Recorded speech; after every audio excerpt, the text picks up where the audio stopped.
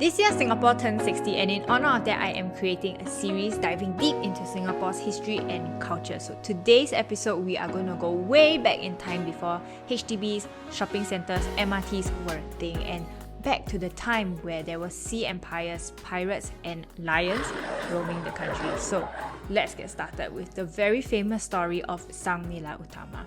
A lot of information that I'm sharing today are from texts called the Malay Annals, which is a very unique piece of literature because it constitutes the only available account of the history of the Malay Sultanate in the 15th and early 16th century. However, the Malay Annals are not a purely factual account, but rather a narrative that blends both history as well as folklore and legends. So according to the Malay Annals, Sang Nila Utama was a Srivijayan prince. So Srivijaya is an empire that was from Sumatra, Indonesia. So here's the story that many Singaporeans are familiar with. Sang Nila Utama was on his boat traveling from Indonesia, and suddenly he was hit by a storm, and the people on the boat were just panicking, and then they were taking their boxes, taking all their heavy things and just throwing it off the boat, but nothing would help, and they were like, oh shit, we're dying. And then Sang Nila Utama took off his crown, he threw it into the sea, and immediately it worked. The sky cleared and everything was calm. And then he landed on this island. On this island, he saw a majestic creature. And then he asked one of his chiefs or one of his friends, like, hey, what's that? And this guy told him, oh, that's a lion. And from then on, he decided that this piece of land shall be called Singapura. But here's the twist, there are no lions roaming in this part of the world. Even the Asiatic lions are only found in India. They are not found here. So the animal that he most likely saw were tigers. But the name still stuck and we are still called Singapore.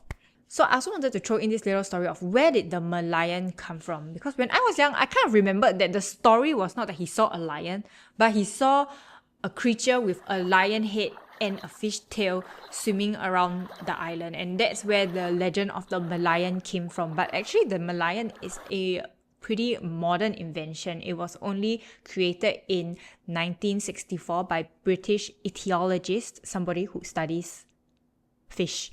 Yes, somebody who studies fish, and he designed it as a logo for the Singapore Tourism Board.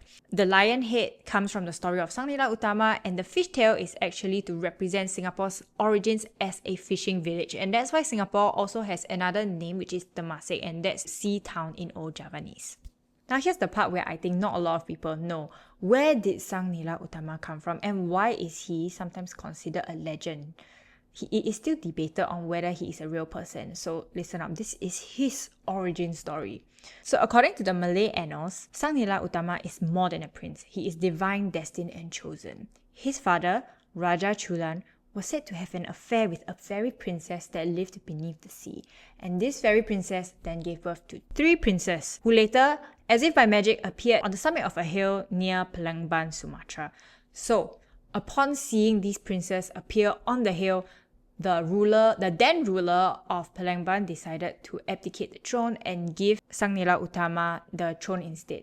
The ruler then promised Sang Nila Utama that the Malays would remain perpetually loyal to him, but in return, he had to promise that he would never oppress their subjects by shaming them.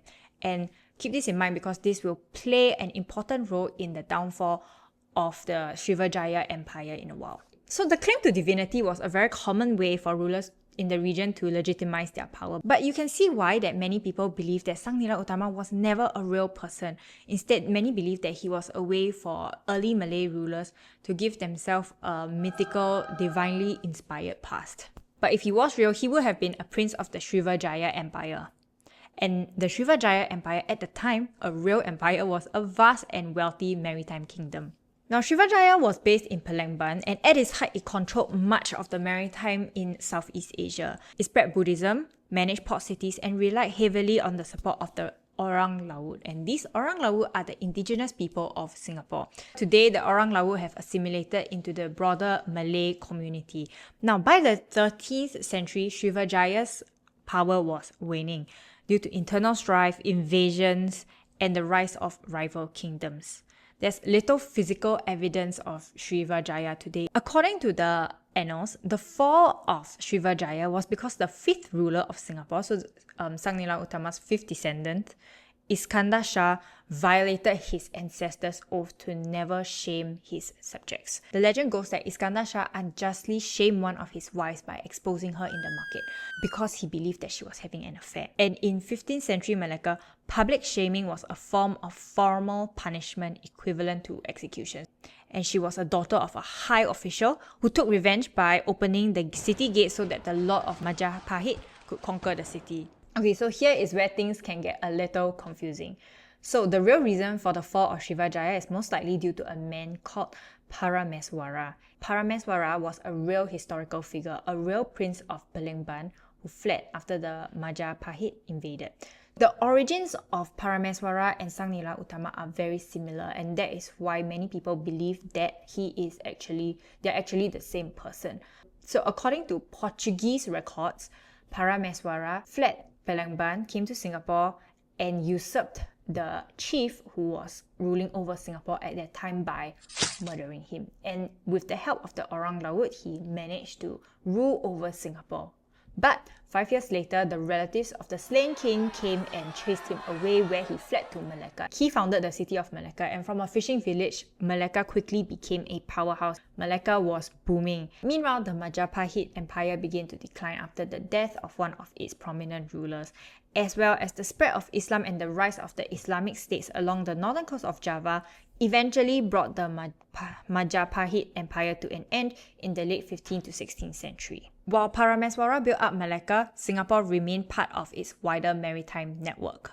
However, in 1511, the Portuguese arrived with cannons and ambitions because they finally tasted the spices, and they were here in Asia to take some spices and also to do some colonization.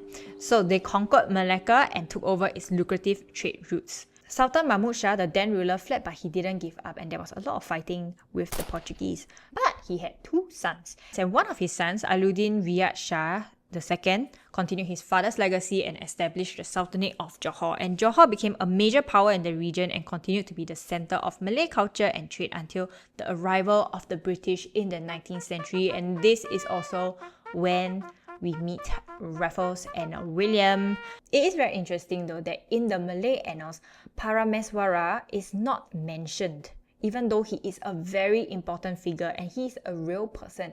He is the one who started the Malacca Sultanate. So why is he left out and Sang Nila Utama placed in instead? The suspected motive was because the story of Singapore kings would have been invented by the compiler of the Malay annals to cover up the period of inglorious Palembang history. And scholars argued that an ancestry linked to a pirate prince who murdered his host would have been a stain on the lineage of Malacca kings. Thus, Parameswara's part was left out and the record altered to make it appear that Iskandar Shah, the last ruler of Singapore and the founder of Malacca, was a descendant of Singapore's royal lineage and could be traced back to Sang Nila Utama, who again had divine calling to be the king. So as we conclude this story, was Sang Nila Utama real? Most likely, I would say not, because most of his story does not seem possible without some sprinkle of magic.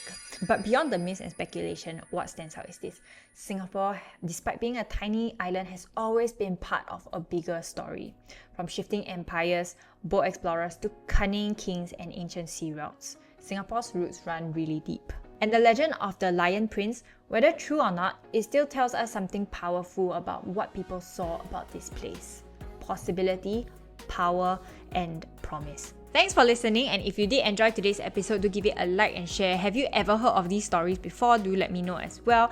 Next episode, we will dive into the multiple waves of migration that made Singapore the multicultural melting pot that it is today.